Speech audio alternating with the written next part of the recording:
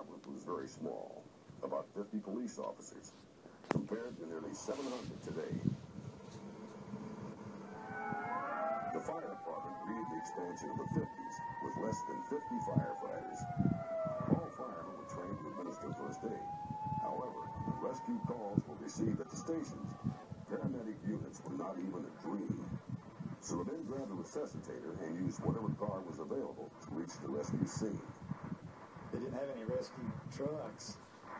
We had a fire car there, and if they got a rescue call or a first aid call, we'd throw a resuscitator and get in the car and take off on the call. No radios, so if you got lost or you didn't get to the address and it wasn't right, the only way you could do was get a phone and call back in, or there was no direct communications back then. Dudley Deering joined the fire department in 1947. He remembers when the city limits stopped at Campbell Avenue, and, as is city policy still today, Tucson fire personnel and their use of equipment was restricted to fighting fire within city limits. Many city retirees remember the Blue Moon Ballroom, where the Tucson House stands today as a victim, a casualty of this policy. In those days, there was a Tucson Fire Department, and there were no other fire departments around. And if you the city limit and you had a fire, just the people there would take a garden hose or whatever they might have to put out the fire. But there was no other resources to do it.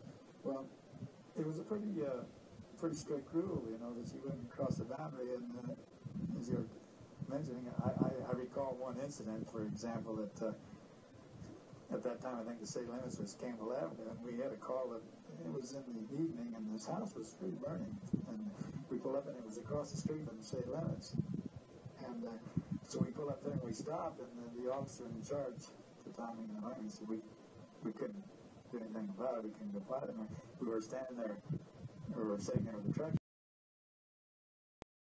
People that came, and the fact that we weren't fighting the fire, they upset with us and started throwing rocks at us. So we decided we'd better leave. 911 emergency service was in existence back then. On a much simpler level, the city relied on one radio, one telephone, one operator, compared to the city's new state-of-the-art communications center dedicated in January 1985. Everything had to be hand-done, so to speak, you know. There was nothing flashing on the board that tells you what's going on. You got the calls, you had to pick out the information, and most of the people that call for help are on the point of hysteria anyway. Where it was sometimes difficult